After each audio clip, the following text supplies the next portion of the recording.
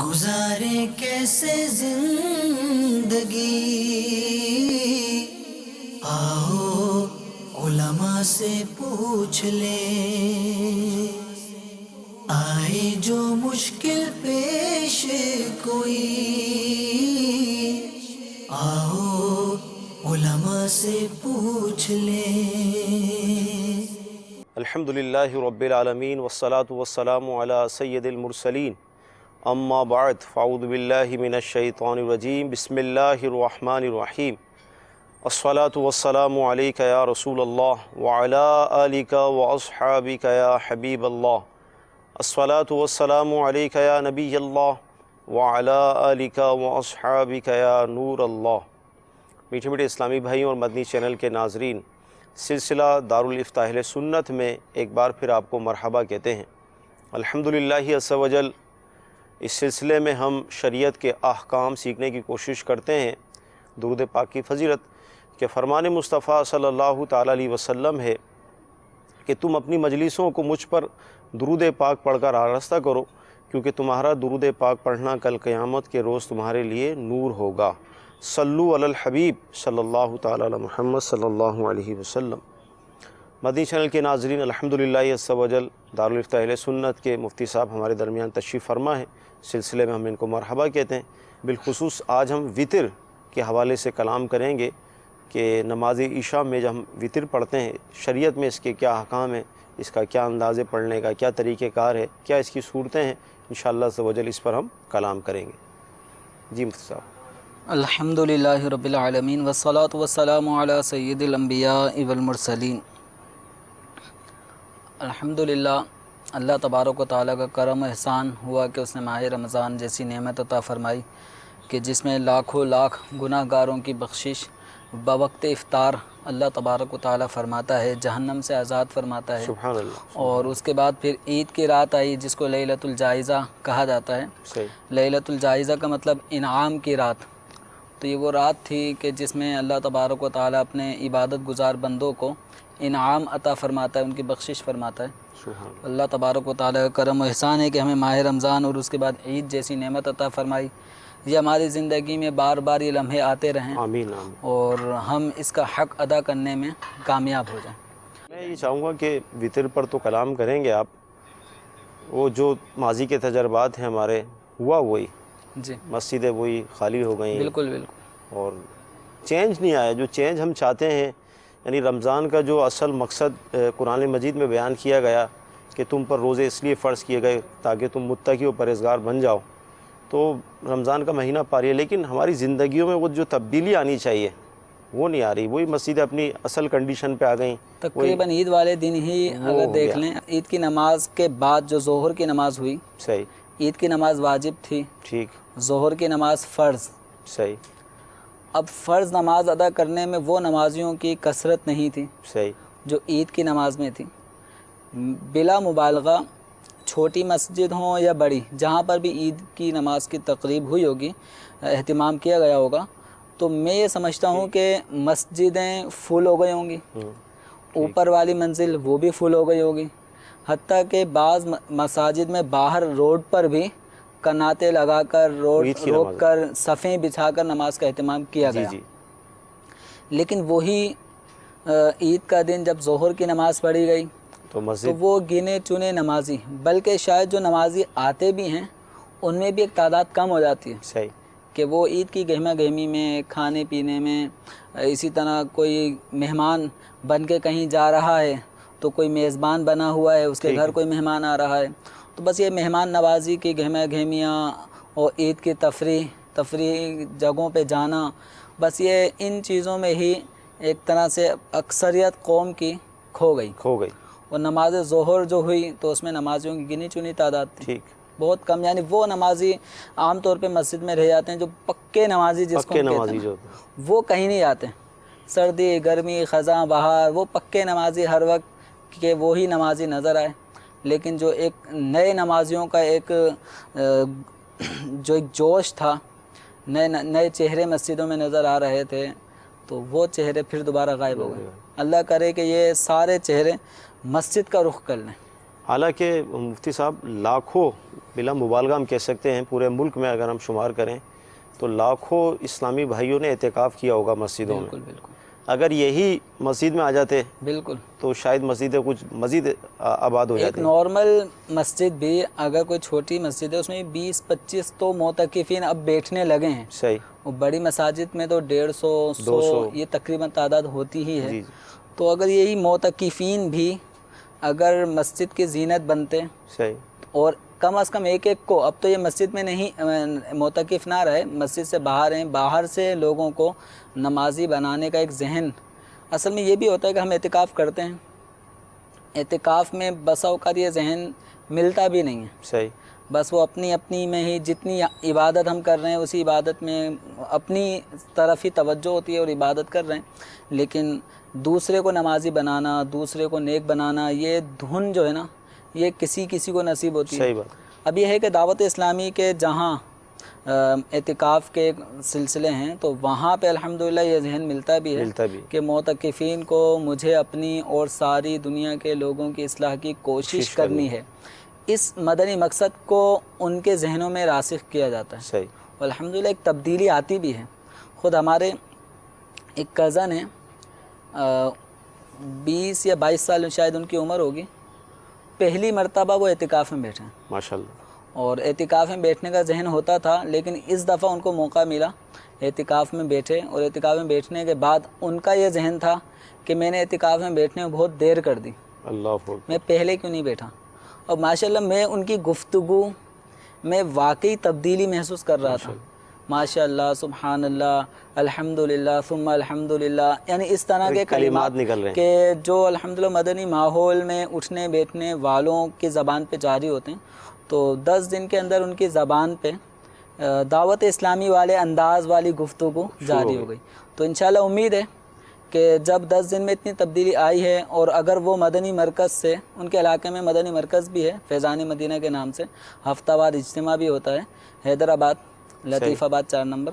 تو وہاں اگر وہ امید ہے کہ لگے رہیں، مسجد سے اپنا لگاؤ رکھیں اور دعوت اسلامی کے ماحول سے وابستہ رہیں، تو انشاءاللہ وہی اپنے علاقے میں انشاءاللہ مدنی بہاریں لے آئیں گے. انشاءاللہ. تو اس طرح ہر معتکف جو مدنی مرکز سے یا دعوت اسلامی کے جہاں بھی مساجد میں معتکفین وہاں بیٹھے ہیں، یہ ذہن لے کر اگر وہ اٹھیں نا، تو انشاءاللہ ہماری وہ مساجد جس کا آج ہم نے ابھی اس سلسلے میں ذکر کیا کہ وہ سونا سونا، صحیح بات، وہ نا سب سما ہو گیا سونا سونا، تو اب وہ والی بات جو نا نظر آ رہی ہے. صحیح. مسجدیں جوک در جوک آتے نمازی، وہ کم ہو گیا نمازوں کا جذبہ، یعنی وہ جو امیر اہل سنت دامت برکاتہم العالیہ نے ماہ رمضان کے الوداع کے متعلق جو اشعار ہیں، وہ اشعار صرف یہی نہیں ہے کہ صرف رونا، اس کے اندر جو نا ایک امت کو درد بھی دیا جا رہا ہے کہ ماہ رمضان آیا، ہمیں عبادت کے قریب لے کر آ گیا، ہم عبادت کر رہے ہیں، لیکن اب یہ ماہ رمضان جا رہا ہے، ہمیں گویا ایک عبادت کا ڈھنگ سکھا کے چلا گیا، ہماری نماز کی عادت ڈلوا دی اس نے. اب اس عادت کو ہم نے قبر تک اپنے ساتھ لے کر جانا، لیکن اب یہ ہے کہ وہ بس اچھے ماحول سے جیسے انسان تھوڑا سا دور ہوتا ہے، شیطان اور اس کو اپنی گود میں بٹھا لیتا ہے. تو اس طرح شیطان اور اپنے قریب کر کے نیکیوں سے دور اور گناہ کرنے پہ اس کو مجبور کر دیتا ہے. تو اچھے ماحول سے وابستہ رہیں تو انشاءاللہ عزوجل اس طرح علم دین بھی بڑھتا رہے گا، عمل کا جذبہ بھی بڑھے گا. اور یہ جو مسجد بھرو تحریک دعوت اسلامی ایک عزم لیے ہے کہ مسجد بھرو تحریک میں شامل ہونا ہے، تو اس میں ایک اپنے خود بھی نمازوں کی پابندی اور دوسروں کو بھی مسجد میں نماز کے لیے جاتے ہوئے کم از کم ایک کو نماز کی دعوت دیتے ہوئے، پیارے بھائی آ جائیں نماز کے لیے. ایک دفعہ بولنے سے اگر وہ اس کا ذہن نہیں بنا، دوسری تیسری ایک ہدف بنائیں کہ مجھے روز کم سے کم 5 نمازیوں کو، یہ نہیں تو 4 یا 3 یا 2، ایک کو نماز کی دعوت دینی ہے. تو انشاءاللہ 5 کو دعوت دیں گے، ایک آدھ کا ذہن بنتا رہے گا، اور شمع سے شمع جلتی رہتی ہے تو روشنی پھیل جاتی ہے. تو چراغ سے چراغ جلتا رہے گا، روشنی پھیلے گی. نمازی اگر نماز کے لیے آ رہا ہے، کوئی محنت والا کام بھی نہیں ہے، آتے ہوئے صرف اتنا کہنا ہے کہ پیارے بھائی آؤ نماز کے لیے، تو آج نہیں کل اس کا ذہن ضرور بنے گا.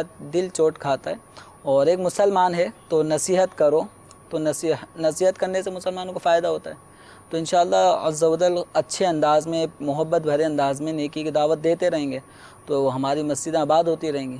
دعوت اسلامی نے الحمدللہ اسی ایک عزم کو لیا کہ مجھے اپنی اور ساری دنیا کے لوگوں کی اصلاح کی کوشش کرنی ہے. تو آج دیکھ لیں مساجد میں جو اس وقت بہاریں ہمیں نظر آ رہی ہیں, جی جی تو الحمدللہ اس میں بہت بڑا ایک فیکٹر دعوت اسلامی کی کوششیں بھی ہیں. الحمدللہ جو معتکفین میں ایک جذبہ ہے, جو اب سینکڑوں معتکفین بڑی مساجد میں بیٹھنے لگے ہیں. صحیح. تو یہی بڑی مساجد کے کمیٹی کے اراکین یہ اگر 25-30 سال پہلے چلے جائیں تو خالی ہوتی تھی تو مسجد. ان مساجد میں باقاعدہ منت سماجت کر کے, جو ہم جو سنتے ہیں کہ منت سماجت کر کے بڑے بوڑھوں کو راضی کر کے کہ آپ اعتکاف میں بیٹھ جاؤ, ایسا ماحول تھا. صحیح. لیکن اب الحمدللہ نوجوان طبقہ اعتکاف کی طرف مائل ہوا ہے. مدنی چینل کے ناظرین, مفتی صاحب نے جو بھی ارشاد فرمایا یہ ایک درد ہے ہمارا, اس درد کو ہم آپ کے ساتھ شیئر کر رہے ہیں کہ رمضان شریف کے مبارک مہینے میں مسجدیں آباد تھیں, مسجدیں بھری ہوئی تھیں.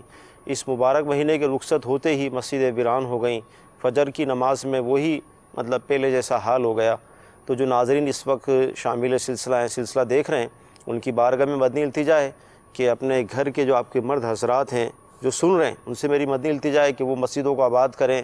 اور اسی طرح جو اسلامی بہنیں سن رہی ہیں, آپ کے بچے ہیں, آپ کے بھائی ہیں, جو بھی جن کے لیے مسجد میں جانا ضروری ہے, شرعاً واجب ہوتا ہے نماز کے لیے, تو آپ ان کو مسجد میں بھیجیں تاکہ مسجد آباد ہوں, اللہ کا گھر آباد ہوگا.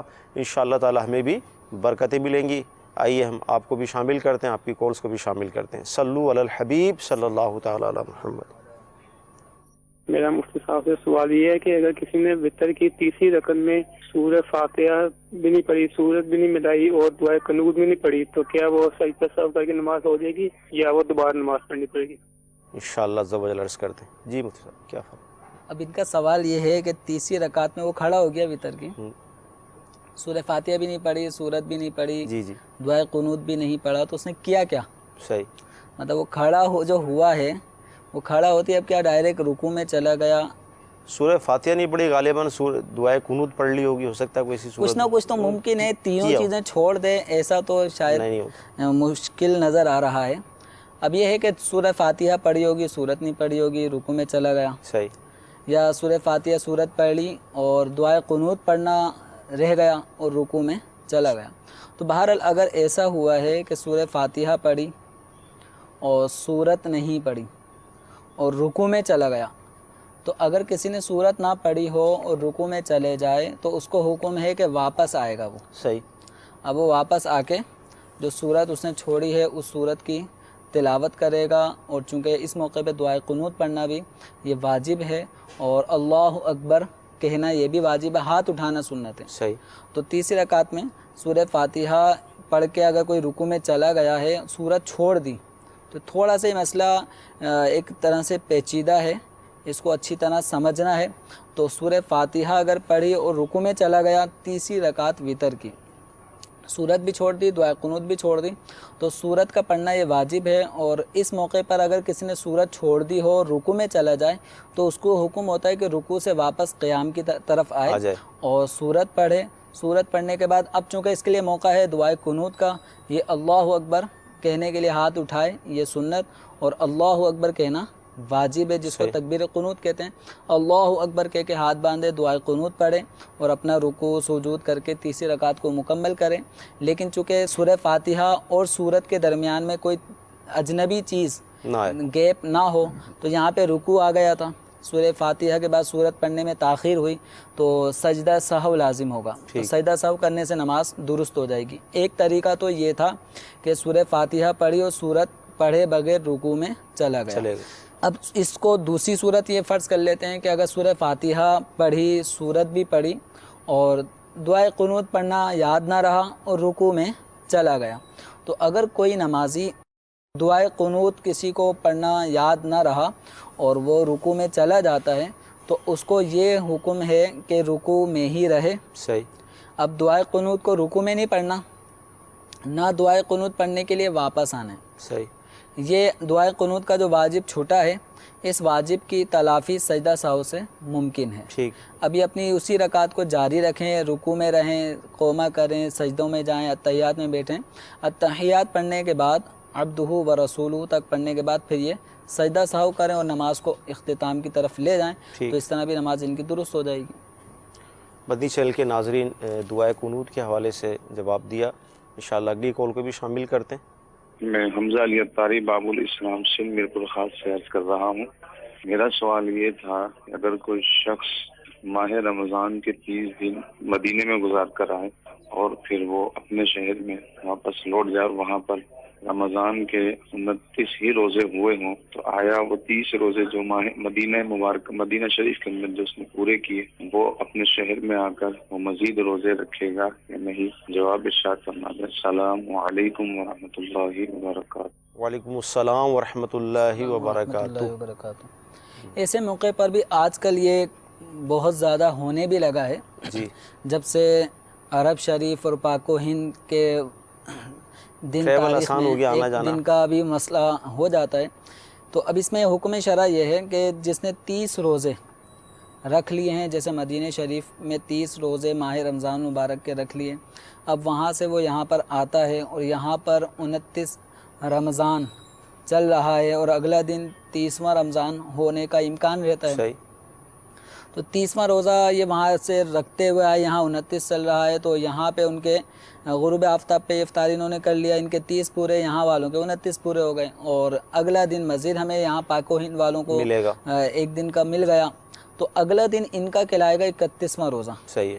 اور یہاں والوں کا وہ 30واں روزہ ہے. صحیح. تو ایسی صورت میں ان پر یہ 30 پورے کرنے کے بعد 31واں روزہ رکھنا فرض نہیں ہے. ٹھیک ہے. لیکن ہمیں حکم یہ ہے کہ جہاں مسلمان روزے رکھ رہے ہوں وہاں تم بھی روزے رکھو. جہاں مسلمان افطار کریں یعنی عید منائیں تو ان کے ساتھ عید میں شامل ہو جائیں. تو اب چونکہ 30 کی گنتی پوری ہو چکی ہے اور نبی کریم صلی اللہ تعالی علیہ وسلم نے مہینوں کی گنتی کے بارے میں اس طرح ارشاد فرمایا کہ انگلیاں کھول کے ارشاد فرمایا کہ مہینہ اس طرح ہے، 10 دفعہ یعنی 10 انگلیوں کو یوں کھولا ایک دفعہ، پھر دوسری دفعہ، پھر تیسری دفعہ. ٹھیک. تو یہ 30 دن کی تعداد بن گئی. پھر دوبارہ فرمایا کہ مہینہ اس طرح ہوتا ہے، ایک دفعہ 5 انگلیوں کو دونوں ہاتھوں کی کھولی، پھر اس کے بعد دوسری مرتبہ اور تیسری مرتبہ میں ایک انگلی کو انگوٹھے کو کم کر کے فرمایا اس طرح. ٹھیک. تو یہ 29، تو یعنی 29 کا مہینہ ہوگا یا 30 کا ہوگا یا 30 دن کا ہوگا. تو 31 دن مہینے میں نہیں ہوتے. اور مہینہ جس میں روزے فرض ہیں وہ شہر رمضان ہے. ٹھیک ہے. اب وہ 29 کا ہوگا یا 30 کا ہوگا، اس سے زیادہ 31 کا یا کم 28 کا نہیں ہو سکتا. تو 30 کی گنتی انہوں نے پوری کر لی ہے. اب ان کے لیے 31واں روزہ رکھنا ہی لازم نہیں. لیکن چونکہ جس مقام پہ اب آ گئے ہوں گے، یہاں 29 پورے کرنے کے بعد کل 30واں روزہ رکھا جا رہا ہوگا، تو احترام رمضان کے پیش نظر ان کو روزہ رکھنے کا وہ نفلی روزہ ہوگا. ان کے لیے وہ فرض روزہ نہیں ہوگا، لیکن احترام رمضان میں ان کو روزہ رکھنا ہوگا. ٹھیک. تو ہمارے ایسے ناظرین کے جو عرب شریف جن کا آنا جانا ہے، یعنی وہ مہینے کی جو گنتی ہے 30 کی، اس کو اگر پورا کر لیں گے تو ان کے لیے رمضان کا مہینہ پورا ہو گیا. اب اسی طرح یہاں سے فرض کر لیں کہ یہاں والا جب وہاں جائے گا تو ایک دن کے اگر ڈیفرنس ہم لیں، وہاں 29 رمضان ہوئے اور یہاں 28واں روزہ چل رہا ہے، وہاں 29واں، اور بالفرض چاند کی رویت ہو گئی، جسے اس دفعہ 29 رمضان پہ ہی وہاں رویت ہلال کا حکم ہوا.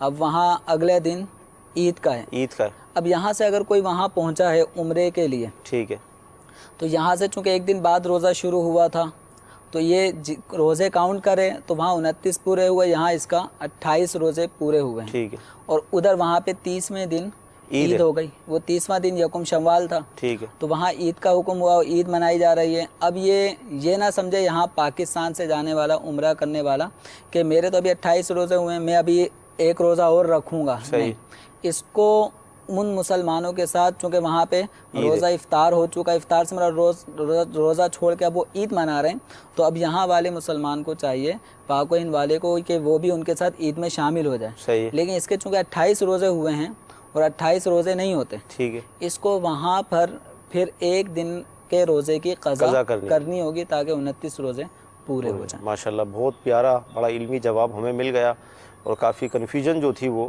انشاءاللہ عز و جل دور ہو گئی ہوگی. مزید جو وطر کے حوالے سے آپ بتانا چاہ رہے تھے، کیا ارشاد فرمائیں گے؟ اب وطر کے حوالے سے یہ ہے کہ وطر کی نماز واجب ہے. ٹھیک. اور وطر کی نماز اگر قضا ہو گئی، جیسے قضاء عمری جس کو ہم کہتے ہیں، کہ اگر کسی نے کئی سالوں سے نمازیں نہیں پڑھی، تو جہاں عشاء نہیں پڑھی تو وطر بھی نہیں پڑھی، صحیح، تو اب اس کو جہاں 5 نمازوں کی قضا ادا کرنی ہے وہیں وطر کی بھی نماز پڑھنی ہوگی، 3 رکعت وطر وہ بھی ادا کرے گا. اور وطر کی نماز کا جو وقت ہے یہ عشاء کے فرض ادا کرنے کے بعد سے اس کا وقت شروع ہوتا ہے. تو عشاء کے فرض ادا کر لیے، اب وطر کا وقت شروع ہو گیا. اب اس کا وقت آخر تک رہتا ہے صبح صادق تک. صحیح. جس ٹائم ابھی ہم نے رمضان میں سحری کا وقت جو ختم ہوتا تھا اور ہم سحری کھانا روک دیا کرتے تھے، وہ اصل وقت ہے صبح صادق. تو صبح صادق ہوتے ہی عشاء کا وقت ختم اور فجر کا وقت شروع. تو فجر کا وقت شروع ہونے سے پہلے صبح صادق تک یہ وطر کا وقت ہوتا ہے، لیکن شروع یہ عشاء کے فرض ادا کرنے کے بعد ہوگا. اب کوئی رات کو بالفرض جماعت نکل گئی، اب وہ رات کو 12 بجے اگر عشاء کے فرض ادا کرتا ہے تو عشاء کے فرضوں سے پہلے، اب وہ یہ نہیں کہ 9 بجے 9:15 بجے ہمارے علاقوں میں عشاء ہو رہی ہے، جماعت ہو رہی ہے، تو چلو پہلے میں وطر پڑھ لیتا ہوں بعد میں عشاء پڑھ لوں گا، تو اس طرح وطر ادا نہیں ہوں گے. پہلے عشاء کے فرض ادا کرنے ہیں، اس کے بعد میں اب یہ وطر پڑھے گا تو وطر مانے جائیں گے. اور فرضوں سے پہلے اگر وطر پڑھ لیے تو وہ وطر قابل قبول نہیں ہے، یعنی وطر سے واجب ادا نہیں ہوگا اس طرح. تو اس کا وقت اور پھر اس کا افضل وقت جو ہے وہ یہ ہے کہ جو سو کر اٹھنے پر قادر ہو. یعنی اگر کسی کو عشاء کے فرض ادا کرنے کے بعد وہ سو جائے، سونے کے بعد اس کو اتنی اپنے بارے میں قدرت حاصل ہے کہ میں الارم وغیرہ لگا کے سوؤں گا اور یہ الارم کی آواز پہ اٹھ جاؤں گا اور صبح صادق سے پہلے میں اٹھ کر وطر کو ادا کر لوں گا، تو اس کا افضل وقت یہی ہے کہ پچھلی رات میں اٹھ کر تہجد ادا کرے پھر وطر ادا کرے. ٹھیک ہے. یعنی اس کو یوں سمجھ لیں کہ جیسے صبح صادق اس ٹائم اگر ہو رہی ہے 4:20 پہ ہو رہی ہے، تو آخری پہر یہ جو آخری ٹائم ہے، تو اس آخری پہر میں اٹھے، مثلا 3:30 بجے 3:45 بجے اس ٹائم اٹھ کر پہلے تہجد کی نماز ادا کر لے. اور تہجد کی کم سے کم 2 رکعتیں، زیادہ سے زیادہ 8 رکعتیں. یہ تہجد کی نماز ہمارے پیارے آقا صلی اللہ تعالی علیہ وسلم پہ فرض تھی، اور ہم امتیوں کے لیے یہ فرض نہیں ہے، لیکن سنت مستحبہ ہے، اس کو پڑھنا چاہیے. اور اللہ والے پڑھتے بھی ہیں راتوں کو اٹھ کے. تو بہتر اور افضل طریقہ یہی ہے کہ وطر کی نماز کو عشاء کے فرضوں کے فوراً بعد نہ پڑھے، عشاء کے فرض پڑھے، سنت پڑھنے کے بعد ابھی وطر ادا نہ کرے. اور جس کو اٹھنے پہ قدرت ہے وہ وطر کی نماز کو رات کے آخری حصے کے لیے چھوڑ دیں، اور رات کے آخری حصے میں اٹھ کر پہلے تہجد کی نماز ادا کرے، 2 4 6 8 جتنی یہ پڑھ سکتا ہے، اس کے بعد میں وطر کی 3 رکعت ادا کریں. لیکن یہ اس کے لیے کہ جو اٹھنے پہ قدرت رکھتا ہوں. اب یہ نہیں کہ جوش اور جذبہ لے کر ہم سو گئے کہ اب وطر میں آخری پہر میں پڑھوں گا. پتہ چلا وہ آخری پہر نصیب نہ ہوا، فجر کا وقت شروع ہو گیا، فجر کا بھی مسئلہ ہو گیا، فجر بھی آزمائش میں نہ آ جائے. تو ایسی صورت میں تہجد کو پھر عشاء کے ساتھ پڑھ لینا ہی بہتر ہے ایسے شخص کے لیے، ورنہ افضل وقت وہی ہے. ٹھیک. مدنی چینل کے ناظرین، آئیے آپ کی کال کو شامل کرتے ہیں. صلو علی الحبیب صلی اللہ تعالی علی محمد. حضور، میں بلوچستان کے شہر صحبت پور سے عبد الرحمن اتاری عرض کر رہا ہوں. میرا مفتی صاحب سے ایک سوال ہے کہ میرا صحبت پور سے ٹرانسفر ہوا ہے تقریباً اپنے گاؤں سے 150 کلومیٹر دور سبی شہر. تو وہاں یہ ٹرانسفر میرا پتہ نہیں کتنے ماہ کے لیے ہے یا کتنے سالوں کے لیے ہے، لیکن مسئلہ میرا یہ ہے کہ میں ویکینڈ پہ ہر ہفتے گھر آتا رہتا ہوں. میں ہفتے سے زیادہ وہاں سبی میں نہیں ٹھہرتا. اب گزارش یہ ہے کہ مجھے وہاں پہ جو میں یہ یعنی سوموار سے لے کر جمعہ شریف تک میں وہاں پہ ہوتا ہوں، مجھے جو نمازیں ہیں وہاں پہ کیا سفری پڑھنی پڑیں گی یا پوری پڑھیں گی؟ جزاکم اللہ خیرہ. انشاءاللہ سب عرض کرتے ہیں. اللہم آمین. جی. اب یہ فرما رہے ہیں کہ یہ اپنے گاؤں سے سبی 150 کلومیٹر کے فاصلے پہ جاتے ہیں اور ایک ہفتے سے زیادہ وہاں رکتے بھی نہیں ہیں. پیر کے دن سے لے کر جمعے کے دن تک 5 دن سمجھو وہاں پہ ہوتے ہیں اور بقیہ 2 دن اپنے گھر پہ گزارتے ہیں. تو یہ جب اپنے گھر پہ ہوں گے تو یہ مقیم ہیں اور یہ پوری نمازیں پڑھیں گے. اور جب یہ سبی پہنچیں گے تو 5 دن کی نیت سے یہ گئے ہیں، اور مسافت بھی شرعی مسافت سے زیادہ ہے، 92 کلومیٹر سے زائد.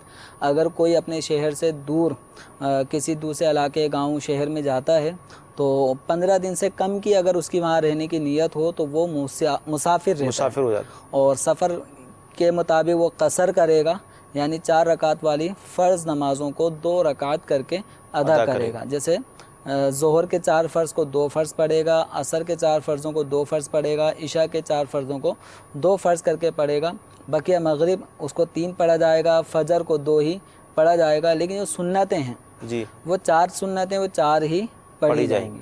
تو اب یہ ہے کہ اگر ان سبی میں وہاں کے مقیم کسی امام جو جماعت سے پڑھ لیں گا تو ہم جماعت دیں سے گے۔ پڑھ رہے ہیں اور جماعت سے وہاں پڑھنے میں کوئی شرعی عذر بھی نہیں ہے صحیح۔ تو پھر یہ جماعت سے وہاں نماز پڑھیں ٹھیک ہے۔ اور جماعت کے ساتھ 4 رکعت پڑھیں۔ ہاں اگر کبھی جماعت رہ گئی یا اس علاقے میں جو جماعت ہے وہ اس میں امام میں کوئی ایسی شرعی خامی ہے کہ اس کے پیچھے نماز پڑھنا جائز نہ ہو تو پھر یہ تنہا پڑھیں صحیح، اور 4 کی جگہ ظہر عصر عشاء کے فرضوں کو 2 رکعت پڑھیں گے۔ ادا کریں گے۔ ٹھیک، تو یہ وہاں پہ مسافر رہیں گے جب تک، چاہے یہ سالوں سال اگر ان کی یہی روٹین رہے گی تو یہ سبی میں وہاں پہ مسافر ہی رہیں گے۔ ٹھیک ہے جی۔ اگلی کال۔ السلام علیکم ورحمۃ اللہ وبرکاتہ۔ وعلیکم السلام ورحمۃ اللہ وبرکاتہ۔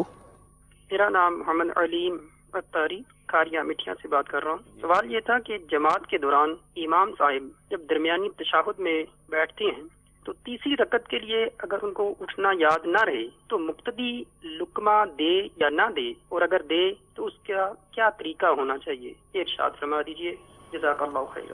جی علیم بھائی انشاءاللہ زبر عرض کرتے ہیں۔ جی لقمہ دینے کے احکام۔ مطلب دوسری رکعت میں امام صاحب بیٹھ گئے، تیسری کے لیے کھڑا ہونا ان کو یاد نہیں آ رہا، قریب ہے کہ سلام پھیر دیں گے۔ ہاں تو اس میں یہ ہے کہ جب تک یعنی مقتدی یہ تصور نہ کرے کہ میں نے اتحیات پڑھ لی تو امام نے بھی اتحیات پڑھ لی ہوگی، اب وہ درود شریف پڑھ رہا ہوگا۔ صحیح ممکن ہے کہ امام صاحب اتحیات آہستہ آہستہ پڑھ رہے ہوں صحیح، اور ہم مقتدی جلدی پڑھ چکے ہوں، اور ہمیں ایسا لگ رہا ہو کہ امام صاحب بہت دیر ہو گئی، اور ممکن ہے یہ بھی ہو جو ان کے ذہن میں خدشہ آئے گا کہ اب امام صاحب نے درود شریف شروع کر دیا، اب درود شریف کے بعد دعا بھی پڑھنا شروع کر دی، تو اب ایسی صورت میں حکم یہ ہے کہ جب تک امام سلام کے الفاظ نہ پھیرے، سلام کے الفاظ نہ کہے، اس وقت تک اس کو لقمہ نہ دیا جائے۔ جیسے وہ سلام کے الفاظ پھیرنا شروع کرے السلام علیکم تو فوراً اس کو لقمہ دیں اللہ اکبر، تو اب وہ امام کو چاہیے کہ ایسے موقع پہ کھڑا ہو جائے۔ تو ابھی امام نے سلام نہ پھیرا ہو تو سلام پھیرنے سے پہلے ہی اس کو لقمہ دے دینا، صحیح، یہ بے محل لقمہ دینا ہوگا، کیونکہ ممکن ہے کہ امام اتحیات آہستہ آہستہ پڑھ رہا ہو اور ہم یہ سمجھیں کہ ہماری اتحیات مکمل ہو گئی، اب امام صاحب کہیں سلام پھیرنے کی طرف تو نہیں جا رہے، صحیح، تو ایک یہ احتمال ہے، یعنی سلام پھیرنے کا انتظار کرنا پڑے گا۔ سلام پھیرنے کا انتظار کرنا ہوگا، جب وہ سلام پھیرنے لگیں، ممکن ہے سلام پھیرنے تک نوبت ہی نہ آئے، امام کو خود ہی یاد آ جائے، صحیح، ہو سکتا ہے وہ اتحیات آہستہ آہستہ پڑھ رہا ہو اور ابھی ان کو اشہد ان لا الہ الا اللہ یہ بھی انہوں نے نہ پڑھا ہو، صحیح، اور ہم سمجھیں کہ وہ تاخیر ہو گئی، کہیں یہ سلام تو نہیں پھیر دیں گے، تو یہ احتمال ہے، اس بنا پہ مقتدیوں کو چاہیے فوراً لقمہ نہ دیں، امام جیسے ہی سلام پھیرنے لگے اب فوراً لقمہ دیں، اور امام کو چاہیے کہ کھڑا ہو جائے اور تیسری رکعت کو ادا کرے وطر کی، یا مغرب کی نماز کو لے لیں، جس ٹائم یہی معاملہ مغرب کی نماز میں بھی ہو سکتا ہے، تو امام اپنی تیسری رکعت ادا کرے، اس کے بعد میں پھر اس کو سجدہ سہو کرنا ہوگا، بشرط یہ کہ اب چونکہ یہ سلام پھیرنے کے وقت یہ لقمہ دے گا تو اس صورت میں یہ ہے کہ سجدہ سہو کرنے سے نماز ادا ہو جائے گی۔ اچھا یہاں پر جیسے آپ نے بھی فرمایا کہ بے محل جو ہے لقمہ ہوا، اگر پہلے ہم نے دے دیا سلام سے پہلے، جی جی، تو لقمہ دینے والے کے لیے کچھ اس میں اب ہے؟ اس میں یہ ہے، دیکھیں لقمہ دراصل یہ ایک کلام ہے، کلام ہے، کلام ان معنوں میں کہ ہم امام کو گویا کہہ رہے ہوتے ہیں کہ آپ کو تیسری رکعت کے لیے کھڑا ہونا تھا، آپ کھڑے ہو جائیں، صحیح، یہ گویا ہم یہ کہہ رہے ہوتے ہیں۔ صحیح، اب اس کے لیے الفاظ اللہ اکبر یا سبحان اللہ یا جو مناسب کلمات ہوتے ہیں تو ان کلمات کے ذریعے ہم نے اس کو لقمہ دینا ہے۔ اب گویا یہ کلمات ان الفاظوں کا مطلب وہی ہوتا ہے کہ آپ نے تیسری رکعت کے لیے کھڑا ہونا ہے، کھڑے ہو جائیں، صحیح، آپ بھول گئے، جب ہم یہ کلام ہے اور اس موقع پہ لقمہ دینا، یہ اس میں کلام ہونا ظاہر ہے، لیکن اس کلام کو شریعت نے ذکر کے الفاظوں میں ڈھال دیا کہ آپ ذکر کے الفاظ کے ذریعے، یہ نماز کا ایک احترام بھی ہے کہ اس میں بالکل خالص کلام نہ کیا جائے، تو اس میں ذکر پر مشتمل ایک کلام بھی ہو گیا، تو اب یہ کلام کرنے کی گنجائش نماز میں ابتداء اسلام میں تھی، صحیح، لیکن اس کے بعد پھر کلام کرنے سے منع کر دیا، اب کلام کرنے سے نماز ٹوٹ جائے گی۔ ٹھیک، اگر میں اکیلا نماز پڑھوں اور کلام گفتگو کرنے لگ جاؤں تو میری نماز ٹوٹ جائے گی، تو یہی حال مقتدی کا ہے کہ جب وہ بے محل لقمہ دیتا ہے تو اس کا مطلب یہ ہے کہ وہ مقتدی امام سے گفتگو کر رہا ہے، گفتگو کر، کلام کر رہا ہے، وہ کلام کرنے سے نماز ٹوٹ جاتی ٹھیک ہے. ہے. تو جب اس کی نماز کلام کرنے سے ٹوٹی لقمہ دینے کی وجہ سے, تو امام نے اگر بے محل لقمہ لے لیا تو امام کی بھی نماز ٹوٹنے کا حکم دیا جاتا ہے. پھر سارے مقتدیوں کی نمازوں کا مسئلہ ہو جاتا ہے. تو ایسے موقع پر مقتدیوں کو چاہیے فوری طور پہ یہ اپنی سمجھ کے مطابق یہ نہ سمجھیں کہ امام صاحب جو ہے وہ درود شریف پڑھنا شروع کر دیا اس لیے ان کو اٹھایا جائے. تو ان کو چاہیے کہ اس موقع پہ, خاص اس موقع پر ان کو چاہیے کہ انتظار کریں امام کے سلام پھیرنے کا. صحیح. اور دیگر مواقع ایسے ہیں کہ جس میں امام صاحب کی غلطی نمایاں ہو رہی ہوتی ہے تو اس وقت بر وقت لقمہ دیا جائے. جیسے امام صاحب جو ہے وہ تیسری رکعت کے لیے کھڑے ہونا چاہ رہے ہیں, یعنی دوسری رکعت کا قاعدہ کیے بغیر, دوسرے میں بیٹھنا واجب تھا, وہ دوسری رکعت میں بیٹھے نہیں, وہ تیسری رکعت کے لیے جا رہے ہیں, تو اس وقت فوراً لقمہ دیں اللہ اکبر تاکہ وہ بیٹھ جائیں. یا ایسے ہی معاملہ چوتھی رکعت کا کہ چوتھی رکعت کا قاعدہ کیے بغیر پانچویں کی طرف جا رہے ہیں تو فوراً لقمہ دیں اللہ اکبر تاکہ وہ بیٹھ جائیں. یا پانچویں چوتھی رکعت میں بیٹھ چکے, تحیات پڑھ چکے, وہ سمجھ رہے ہیں دوسری رکعت ہے. اب امام چوتھی کا قاعدہ کرنے کے بعد اٹھ رہا ہے تو یہ پانچویں کی طرف جانا ان کا غلط ہے. تو جیسی پانچویں کی طرف اٹھنے لگے اللہ اکبر فوراً لقمہ دیں اللہ اکبر. یعنی بعض مواقع ایسے کہ جہاں فوری لقمہ دیا ایسے موقع پہ آپ نے خود بھی دیکھا ہوگا, میں نے بھی یہ باتیں دیکھی ہیں کہ لقمہ بہت سارے ایک دم شروع ہو جاتے ہیں, 5-6 اسلامی بھائی جو ہے وہ لقمہ دے دیتے ہیں. لقمہ مطلب کس کو دینا ہے یہ؟ اصل میں دیکھیں لقمے کے ایک مسائل ہیں, اس میں چونکہ اتنی باریکیاں ہیں کہ کسی بھی ایک مقتدی کا غلط لقمہ جی اس کی اپنی نماز کو بھی باطل کر دے گا, اور اس کے لقمے کو امام نے لے لیا تو امام سمیت سارے مقتدیوں کی نماز ختم ہو جاتی ہے. تو اس لیے لقمے کے مسائل الحمدللہ المدینۃ العلمیہ کی مطبوعہ ایک مختصر سی کتاب ہے لقمے کے شرعی احکام. تو یہ کتاب لیں, اور یہ تو سمجھو ہم مقتدیوں کے لیے, یہ مقتدی اور اماموں کے لیے بھی ہے کہ امام کو بھی چاہیے کہ بے محل لقمہ لینا ہے نہیں لینا اس کو بھی سیکھنا ہے. تو یہ لقمے کے مسائل اماموں کو بھی پڑھنے چاہیے اور مقتدیوں کو بھی ان کے متعلق علم حاصل کرنا چاہیے. تو یہ ایک ساتھ سارے لقمہ دیں گے تو لازمی بات ہے کہ امام ہو سکتا ہے پزل ہو جائے, بات سمجھ میں نہ آئے. تو ایسے میں بہتر یہ ہے کہ جو مؤذن جو ہوتا ہے یہ نائب امام بھی ہوتا ہے, اس کو بھی تھوڑا بیدار مغز ہونا چاہیے. یہ نہیں کہ چلو امام اگر بھول رہا ہے تو یہ بھی کہیں گم ہو جائے, تو یہ بھی بشر ہے, خطا یہ بھی کر سکتا ہے, لیکن اس کو کم سے کم اس سب ٹینشن لینی چاہیے, ایک ذہن میں رکھنا چاہیے کہ امام صاحب کوئی بھی غلطی نہ کریں. غلطی کر رہے ہوں تو جہاں شریعت نے اجازت دی لقمہ دینے کی فوراً لقمہ دے کر امام کی نماز کو خراب ہونے سے بچائیں. مہدی چینل کے ناظرین, ویسے جو صحیح طریقہ ہے نا وہ یہی ہے کہ امام کے جو قریب ہے نا, جو پہلی صف ہے, مؤذن اس کے برابر میں ایسے اسلامی بھائی کھڑے ہوں کہ جو پرہیزگار ہوں, شریعت کے احکام جانتے ہوں. کیونکہ بالفرض اگر امام کا وضو ٹوٹ گیا تو اس نماز کو کمپلیٹ کون کروائے گا, اس کے بھی احکام ہیں. اسی طرح لقمہ دینے کے احکام آپ نے سنے. تو ظاہر دور بڑا عجیب و غریب چل رہا ہے, اور اب تو ہم صفوں میں بچوں کو بھی کھڑا کر دیتے ہیں, اور جب بچوں کو پیچھے کرتے ہیں تو لڑائی جھگڑے تک مسجدوں میں شروع ہو جاتے ہیں. بڑی عجیب و غریب صورت حال ہے. اللہ تعالی ہم سب کو شریعت کے احکام سیکھ کر اس پر عمل کرنے کی توفیق عطا فرمائے. تو لقمہ دینے کی بھی احکام ہے.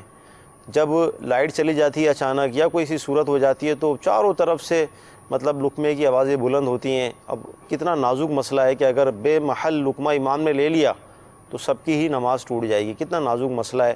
تو لہذا کہاں بولنا ہے, کہاں نہیں بولنا ہے, کیا بولنا ہے, یہ ساری سیکھنے والی باتیں ہیں.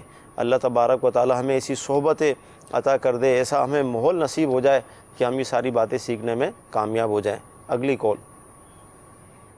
یہ ارشاد فرما دیجیے گا کہ اگر ہم نے رکوع بھی کر لیا سورہ فاتحہ کے بعد سورت ملانے کے بغیر رکوع بھی کر لیا اور سجدہ بھی کر لیا تو آیا کہ ہمیں واپس آنا ضروری ہے یا وہ ہم سجدہ سہو کر لیں گے؟ انشاءاللہ عرض کر. اب اس میں یہ کہ سجدہ میں چلا گیا تو سجدے میں جانے کے بعد اب واپس نہیں آئے گا. اب یہ بعد میں پھر سجدہ سہو کر کے اس کی تلافی ہو جائے گی. اصل میں سورہ فاتحہ کے ساتھ ظاہر سورت پڑھنا واجب تھا. جی تو رکوع میں تو رکوع اصل میں دیکھیں رکوع کی حیثیت جو ہے نا نصف قیام جیسی ہے. ٹھیک ہے. رکوع کی جو حیثیت ہے تو اس میں اگر ہم دیکھیں تو ہمارے پاؤں سیدھے رہتے ہیں, صرف کمر جھکتی ہے. تو یہ رکوع کی جو حیثیت ہے یہ ایک طرح سے نصف قیام جیسے، قیام کا گویا ایک ادنا درجہ ایک رکوع میں بھی پایا جاتا ہے. تو یہ وہ نہیں جو قیام اور رکوع میں فرق ہے وہ ایک الگ، لیکن جو کھڑے ہونے کی حیت ہے تو یہ حیت قیام کے زیادہ قریب ہے بمقابلہ بیٹھنے کے. اور چونکہ سورہ فاتحہ اور سورت یہ چونکہ قیام میں پڑھی جاتی ہے تو اس لیے رکوع سے کہا جائے گا کہ یہ واپس آ جائے، چونکہ یہ رکوع کی حیت قیام کی حیت کے زیادہ قریب ہے بمقابلہ بیٹھنے کی حیت کے، سجدے کے مقابلے میں. تو اس لیے کہا جائے گا رکوع میں جانے کے بعد بھی کہ آپ واپس آئیں، قیام کی طرف سورت پڑھیں اور پھر رکوع کریں. لیکن اگر کوئی سجدے میں چلا گیا تو اب اس سے یہ نہیں کہا جائے گا کہ واپس آؤ سورت پڑھو پھر تم نے رکوع کرنا ہے پھر سجدہ کرنا ہے. اب اس میں یہی ہوگا کہ ان کو سجدہ سہو کر کے نماز مکمل ہو جائے گی. ٹھیک جی. اگلی کال. السلام علیکم ورحمۃ اللہ وبرکاتہ. وعلیکم السلام ورحمۃ اللہ وبرکاتہ. کراچی سے بات کر رہا ہوں، مجھے قضائے عمری کا طریقہ بتا دیجیے. السلام علیکم ورحمۃ اللہ وبرکاتہ. وعلیکم السلام ورحمۃ اللہ وبرکاتہ. جی اگلی کال. السلام علیکم ورحمۃ اللہ وبرکاتہ. وعلیکم السلام ورحمۃ اللہ وبرکاتہ. یہ پوچھنا چاہتا ہوں کہ سنت موقدہ میں اگر تیسری اور چوتھی رکعت میں اگر ہم سورت ملانا بھول جائیں تو اس صورت میں کیا کرنا چاہیے؟ انشاءاللہ اس کر قضاء عمری کا طریقہ. قضاء عمری کا آسان طریقہ یہی ہے کہ جتنی بھی اپنی نمازیں قضا ہوئی ہیں ان سب کو کیلکولیٹ کریں، کتنی فجر، کتنی ظہر، کتنی عصر، اس طرح ساری نمازوں کو یہ شمار کرنے کے بعد یہ کوئی چارٹ سا بنا لیں، کوئی پیپر ورک کر لیں. تو ایک دن میں 6 نمازیں ان کو پڑھنی ہیں، فجر، ظہر، عصر، مغرب، عشاء، ان کے فرائض اور سنتوں کی قضا نہیں ہے، ان کے صرف فرائض اور 3 رکعت وتر. تو یہ ٹوٹل 20 رکعتیں بنیں گی. تو آسان طریقہ، اس میں کچھ تخفیف والی علماء نے صورتیں بیان کی ہیں، بالخصوص اعلیٰ حضرت رحمۃ اللہ علیہ نے فتاوی رضویہ احکام شریعت میں اس کو بیان بھی فرمایا ہے کہ اس میں ایک تخفیف یہ ہے آسانی کہ جب ہم تیسری اور چوتھی رکعت ادا کریں گے وتر کے علاوہ، ظہر، عصر، عشاء اور مغرب کی تیسری اور چوتھی، تو ان میں سورہ فاتحہ کے بجائے 3 مرتبہ سبحان اللہ سبحان اللہ سبحان اللہ کہہ کر رکوع میں چلے جائیں. صحیح. ایک آسانی یہ ہے. اور دوسری آسانی یہ ہے کہ رکوع سجود کی جو 3 تسبیحات ہیں ان کو آپ 3 کے بجائے ایک مرتبہ بھی پڑھ سکتے ہیں. یہ 2 آسانیاں ہو گئیں. اور تیسری آسانی اس کے اندر یہ ہے کہ جب ہم التحیات میں بیٹھتے ہیں آخری رکعت جس کو ہم قاعدہ اخیرہ کہیں گے، تو چاہے وہ مغرب، عشاء، کوئی سی بھی نماز کا قاعدہ اخیرہ ہو، تو اس میں التحیات مکمل پڑھنے کے بعد عبدہ و رسولہ تک پڑھنے کے بعد اب جو درود ابراہیمی اور دعا پڑھی جاتی ہے ان کے بجائے اللہم صلی علی محمد و آلہ یا و آل محمد اتنا پڑھ کر بھی سلام پھیر سکتے ہیں. یہ 3 آسانیاں ہو گئیں. اور چوتھی آسانی یہ ہے کہ جب وتر میں دعائے قنوت پڑھی جاتی ہے اللہم انا نستعینک، یہ آخر تک دعا پڑھنے کے بجائے اللہم اغفر لی یا ربنا اغفر لی، اس کو بھی 2 مرتبہ 3 مرتبہ ایک دفعہ بھی یہ پڑھ سکتے ہیں اور اس کے بعد یہ رکوع میں چلے جائیں. ٹھیک. تو یہ 4 آسانیاں ہیں جن کو 4 تخفیفات کہیں گے. تو یہ قضائے عمری جن کے اوپر بکثرت ہیں، بہت زیادہ جن کو قضائے عمری ادا کرنی ہے، سال کی نمازیں ان کے ذمہ باقی ہیں، تو ان کو چاہیے کہ قضائے عمری میں اس طریقہ کار کو اختیار کریں اور تاکہ جلد از جلد اپنی قضائے عمری ذمے سے اتاریں. ٹھیک ہے. اور عام جو نمازیں ہیں کہیں ایسا نہ ہو کہ یہی روٹین عام نمازوں میں بھی جو ڈیلی اس پہ پڑھی جاتی ہے ان میں بھی یہی عادت اپنا لیں، تو یہ پھر عادت اپنانا یہ غلط ہوگا. یہ تخفیفات صرف قضائے عمری کے حوالے سے ہیں. دیگر نمازوں میں اس طریقے کو اپنانا، اس سے بھی سنتیں چھوٹنے کا سنتیں چھوٹیں گی. 3 مرتبہ تسبیحات پڑھنا یہ سنت ہے تو اس کا چھوڑنا مکروہ ہے. لیکن جو قضائے عمری میں کثیر نمازیں ہیں اور وقت کی زندگی کا کچھ پتہ نہیں ہے تو اس لیے اس آسانی کو اپنایا جا سکتا ہے. اگلے کالر تھے ہمارے. سنت موقدہ میں جو آخری 2 رکعات ہیں اس میں اگر سورہ فاتحہ وغیرہ چھوڑتی تو اب کیا کریں؟ دیکھیں سنت موقدہ جو ہیں ان کی 4 رکعات میں قرات کرنا فرض ہے اور سورہ فاتحہ پڑھنا واجب ہے، سورت کا ملانا بھی واجب ہے. اگر سورہ فاتحہ پڑھ لی تو واجب ادا ہو گیا، فرض بھی ادا ہو گیا، لیکن سورت ملانے کا جو واجب تھا وہ رہ گیا. تو اگر کسی نے تیسری رکعت میں سورہ فاتحہ پڑھی اور رکوع میں چلا گیا تو وہی حکم جو ابھی ہم نے سنا کہ رکوع میں ہے، جب تک رکوع میں فوراً واپس آ جائے. صحیح. سجدے میں چلا گیا تو اب واپس آنے کی حاجت نہیں ہے. اب یہ تیسری رکعت مکمل کر کے چوتھی میں آئے. اب چوتھی میں بھی یہ سورہ فاتحہ پڑھنا واجب اور صورت ملانا واجب. اب یہاں پہ ڈبل صورت ملانے کا حکم نہیں ہے. اب یہ آخر میں سجدہ سہو کر لیں. جو تیسری رکعت میں سورہ فاتحہ کے بعد صورت ملانے کا واجب چھوٹا ہے تو اس کی ادائیگی کے لیے سجدہ سہو کر لیں. نماز اگر نہ سورہ فاتحہ پڑھی نہ کوئی صورت پڑھی تو فرض چھوٹ گیا. ہاں اس صورت میں تو یہ ہے پھر نماز اگر ان کو تیسری اور چوتھی رکعت میں یا ان میں سے کسی بھی ایک رکعت میں بالکل بھی نہیں کچھ بھی نہیں پڑھا اور رکوع میں چلے گئے تو رکوع میں چلے گا، واپس آ سکتے ہیں. اگر نہیں آئے سجدے میں چلے گئے قرات کا فرض رہ جائے گا. ٹھیک ہے، پھر اس نماز کو اب دوبارہ اس میں پڑھنا. یہ ہوتا ہے جیسے فرض نماز میں تو یہ آپشن ہے شریعت مطہرہ کی طرف سے آسانی ہے کہ کسی نے پہلی رکعت میں بالفرض سورت فاتحہ پڑھی اور سورت چھوڑ دی تو آپ تیسری رکعت میں سورت پڑھیں گے. صحیح ہے. اگر آپ نے دوسری میں چھوڑ دی تو تیسری میں پڑھ لیں، تیسری میں نہیں پڑھا تو چوتھی میں پڑھ لیں. یعنی جو صورت رہ گئی تھی اس کی آپ تلافی کر سکتے ہیں. صحیح. لیکن سجدہ سا وہاں پہ بھی کرنا ہوگا. ٹھیک ہے. چونکہ اصل جو اس کے پڑھنے کا مقام تھا وہ پہلی رکعت دوسری رکعت میں جو متعین مقام تھا وہاں پہ اس کو پڑھنا تھا. لیکن جو چاروں رکعتیں جو سنت موقدہ ہیں یا اسی طرح وطر کی جو وہ تینوں رکعتیں ہیں تو ان میں قرآن پاک کا پڑھنا یہ فرض ہے.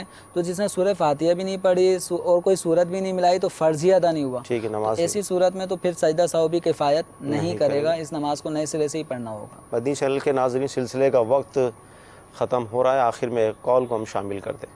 السلام علیکم ورحمۃ اللہ وبرکاتہ. وعلیکم السلام ورحمۃ اللہ وبرکاتہ. مفتی صاحب سے یہ ہے کہ لقمے کے متعلق ابھی مسائل جو انہوں نے بتائے ہیں، بعض اوقات ایسا ہوتا ہے کہ امام صاحب پہلے تھوڑا سا کرتے نا، مقتدی سے تھوڑا سا پہلے اللہ اکبر کہتے ہیں، اور جب مقتدی اپنا سر اٹھاتے ہیں تو وہ امام صاحب جو ہے رکوع سے اوپر نکل چکے ہوتے ہیں. ایسی صورت میں کیا کیا جائے؟ جزاک اللہ خیرہ. آمین. اصل میں یہ سوال تو ان کا شاید وہ لقمے والا تو نہیں بن رہا، تو تکبیرات انتقالات جو ہوتی ہیں اس حوالے سے کچھ ہے. یعنی مقتدی کا امام سے پہلے کچھ کام کر جانا. کبھی امام نے رکوع سے سر اٹھا کے پورا نہیں اٹھا اور مقتدی پہلے اٹھ گیا تو اس میں یہ ہے کہ مقتدیوں کو امام سے پہلے حرکات و سکنات کرنا منع ہے. امام کے ساتھ ساتھ اس کے پیچھے پیچھے ہم نے رہنا ہے. بالکل ساتھ ساتھ بھی چلنا ممکن نہیں ہے، اس کے ساتھ ساتھ نہیں چلیں گے، لیکن اس طرح جیسے امام نے کچھ اللہ اکبر کہہ کے رکوع میں جانا چاہا تو ہم اللہ اکبر کہہ کے ہم بھی رکوع میں جائیں گے. تو امام کے ساتھ ساتھ ہم یوں پیچھے پیچھے چلیں گے، اس سے آگے نہیں جائیں گے. تو امام سے پہلے سر بھی نہیں اٹھانا، امام سے پہلے رکوع میں بھی نہیں جانا، امام سے پہلے سجدے میں بھی نہیں جانا. ہم پیچھے پیچھے رہیں گے. جو امام سے پہلے رکوع سجود میں جاتا ہے، سر اٹھاتا ہے تو بہت سخت وعید ہے ایسے شخص کے بارے میں کہ کیا ایسا شخص ڈرتا نہیں ہے کہ اس کا چہرہ گدھے کے چہرے سے بدل دیا جائے. تو اتنی سخت وعید ہے اور ہمیں اس عمل سے بچنا چاہیے اور مقتدیوں کو چاہیے کہ امام کے انتظار ہمیں امام کا کرنا ہے. اور امام نے تکبیر کہی، اب وہ رکوع میں جا رہا ہے تو ہم پہلے سے رکوع میں امام سے پہلے نہ پہنچیں. ٹھیک. امام کے ساتھ ساتھ جائیں. امام اگر ضعیف ہے، بوڑھے ہیں اور وہ سجدے سے اٹھتے وقت اب ان کو جانے قیام کی حالت میں تو اب وہ اپنے سجدے سے اٹھنا نارمل آدمی کا تو آسان ہوتا ہے. ٹھیک ہے. اور اگر ضعیف العمری ہے یا بیمار ہیں یا پاؤں میں کہیں چوٹ ہے جس کے باعث وہ اٹھنا ان کے لیے آسان نہیں ہے تو اب مقتدیوں کو حکم ہے کہ امام کے پیچھے پیچھے رہیں گے. ٹھیک ہے. ایسے میں وہ ضعیف امام جب تک کھڑا نہ ہو جائے اس سے پہلے ہم کھڑے نہ ہوں. صحیح. جس کنڈیشن سے اب وہ آگے گزرتا جا رہا ہے ہم بھی وہی کنڈیشن آہستہ آہستہ اپنائیں گے. اقتدا اسی کو کہتے ہیں. اقتدا کا معنی یہ ہے، اقتدا کا معنی ہی پیچھے پیچھے چلنا. تو ایسے موقع پر مقتدی امام کے پیچھے رہے گا. یہ نہیں کہ امام کو کہ بھائی وہ تاخیر کر رہا ہے مجھے کیا پتا، ہم تو جلدی کھڑے ہو جاتے ہیں. تو ہمیں حکم ہے کہ امام کے پیچھے پیچھے رہنا ہے. اعلیٰ حضرت رحمۃ اللہ علیہ سے ایسے سوال کیا گیا تھا کہ امام صاحب ہیں ضعیف ہیں تو جس کی بنا پہ وہ کھڑے ہونے میں سجدے میں جانے میں بہت تاخیر کرتے ہیں تو کیا امام کو جلدی نہیں جانا چاہیے مقتدیوں کے اس میں؟ تو اعلیٰ حضرت رحمۃ اللہ علیہ نے اسی طرح کی بات ارشاد فرمائی ہے کہ اقتدا کا معنی یہی ہے کہ امام کے پیچھے پیچھے چلنا. جب وہ امام ہیں اور وہی اس جماعت کے اعتبار سے وہی سب سے اولا اور افضل امامت کے لیے ہیں، تو ان کے پیچھے نماز پڑھی جائے گی.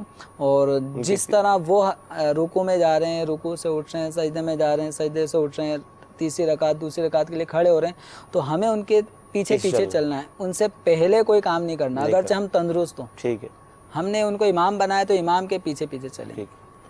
ہمارے سلسلے کا وقت ختم ہو چکا ہے. اللہ تعالیٰ کی بارگاہ میں ہم دعا کرتے ہیں کہ اللہ تعالیٰ اسی طرح ہمیں شریعت کے احکام سیکھنے کی توفیق عطا فرمائے، عمل کرنے کی توفیق عطا فرمائے، اور دوسروں تک اسے عام کرنے کی توفیق عطا فرمائے. صلو علی الحبیب صلی اللہ تعالیٰ علیہ محمد صلی اللہ علیہ وسلم. گزارے کیسے زندگی، آؤ علماء سے پوچھ لیں. آئے جو مشکل پیش کوئی،